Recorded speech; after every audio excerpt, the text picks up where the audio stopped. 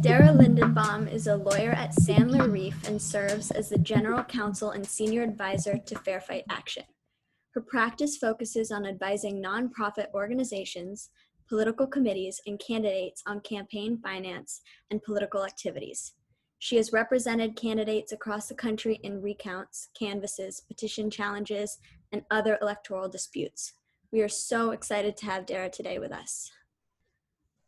Yeah, thank you so much for being here. So we just wanted to start off by asking you, for those who don't know yet, what Fair Fight is exactly and how did it come to be? How are you involved? Sure. So Fair Fight Action is a 501c4 nonprofit organization, and it was funded. It was founded in 2018 by Stacey Abrams in the wake of the absolute disastrous 2018 election in Georgia. So that election really highlighted all of the different problems that can arise in an election. Really, just about anything that could happen did happen there. So Fair Fight Action has a number of different missions, but one of the main ones really is dedicated to promoting fair elections in Georgia and really around the country. So we do this in a number of different ways. We bring awareness to the public on election reform. We advocate for different issues. We educate voters, and then when necessary, we file lawsuits. And could you tell us a little bit about your specific role with Fair Fight and kind of the typical workload that a lawyer such as yourself would be responsible for? Sure. So I'm in kind of a weird situation here. So I work in my firm, but then I also spend a lot of time on Fair Fight, and I've been working with a lot of people involved for a while. So I do a lot of different things. So at first I work with the staff to make sure that everything they do is legal and complies with a whole complex web of different laws. So they have campaign finance laws, tax laws, and then there's, issues around election laws. So, letting them know what some different state rules are, what are things that we should fight against. And then since I've been working in and around elections for about 10 years and around voting rights, I also work with the staff on issue spotting and identifying problems that we see and then trying to work on ways to fix it. And then when absolutely necessary, I work with a fantastic team of litigators that's led by an incredible woman named Allegra Lawrence Hardy to file lawsuits if needed. Yeah, so great. And in terms of the advocacy on raising awareness, like as it gets closer, what are your action plans and why is taking action so important, and what can people do to make sure their vote is counted? Sure. So one of the most important things that we're really trying to make clear to everybody is that November 3rd, don't think of it as election day. Just think of it as the last day that you can vote. So you want to make sure that you have a plan and you execute your plan far in advance from November 3rd, if you possibly can. So you want to start and you want to make sure that you have a plan and that you know how to vote. So before that, though, you need to make sure you're registered. So in most states, you actually have to be registered to vote sometimes 3 weeks, sometimes a month before election day. And it can be really easy to register. One of the best ways to do it is to go to vote.org. They have a way for you to register in all of the states, and you can register that way. If you think you're already registered, it's also important to make sure your registration is still active and up to date. When you move, you need to update your registration. If you get married and you change your name, you need to update your registration. It's really a good practice to always check your registration. So I usually check my registration. Well, I check it more than most people normally would, since this is what I do for a living, but I check it pretty often just to make sure that everything makes sense, everything has my current address. So once you're registered and you confirm that your registration is up to date, then you've got to figure out like how you're going to vote and what you're going to do. So there are a lot of different options, and some are better than others, depending on where people are and what they need to do. So in many places, anybody can vote by mail. If you live in Washington State or Oregon or a couple other states, you're going to get a vote by mail ballot automatically, which is great and makes it so much easier for you. But in many other places, if you want to vote by mail, you have to actually request that mail ballot. And the way to do that is you can go onto vote.org, and again, they can walk you through that process. If you think you want to vote by mail, go and request your vote by mail ballot right now. We know that there have been problems with the post office, so the earlier you can request this, the earlier you're going to get your ballot, the earlier you can you can get it counted. And then if vote by mail just isn't for you, and your state has early voting, that is the best way to do it. Again, vote.org will tell you about all your different in-person options, and you can find out when your early voting is and where you go to early vote. And make sure you have a plan on when you're going to do it, and then make sure you bring some friends when you go. And you can all, if there's a line, you stand in line together. But again, it's really important to make your plan and try to avoid waiting till election day.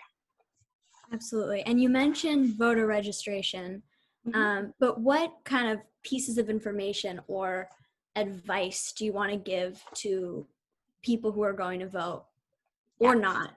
Yeah. If they're not?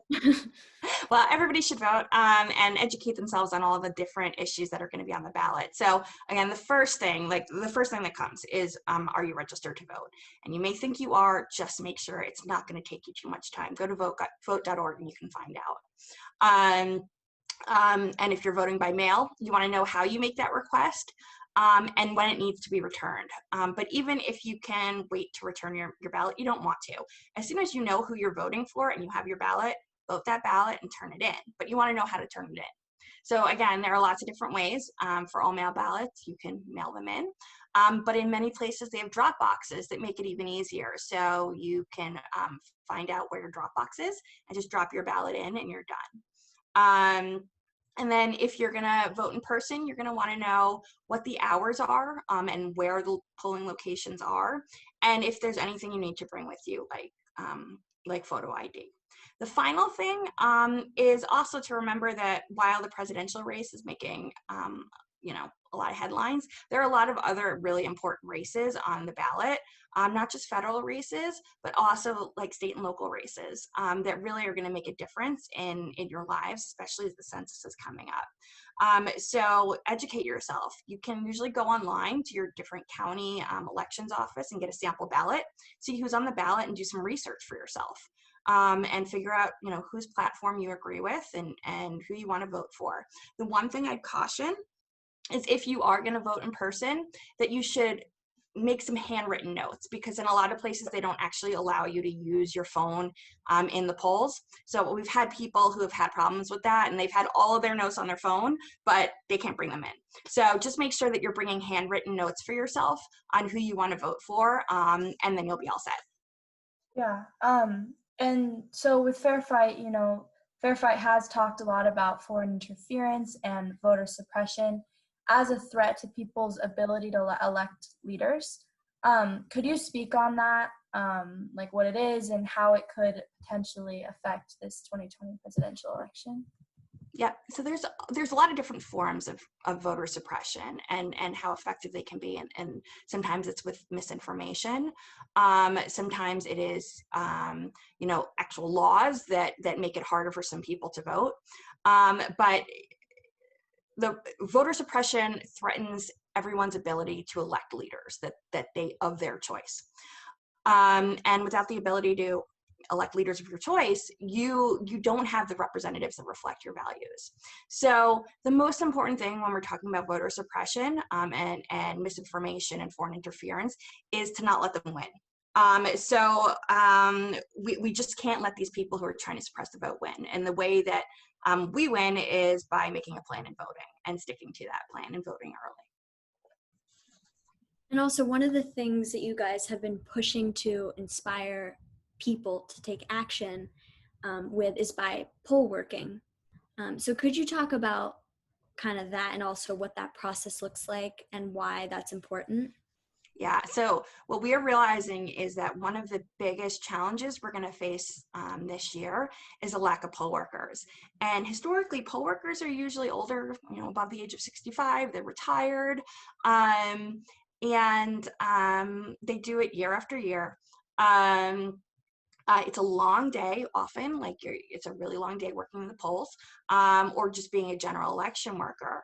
And with COVID, there's a really big concern that since these election workers are really the most at risk, that they're not going to be able to work the elections. And we've seen that happen through all the primaries that we've had since COVID started.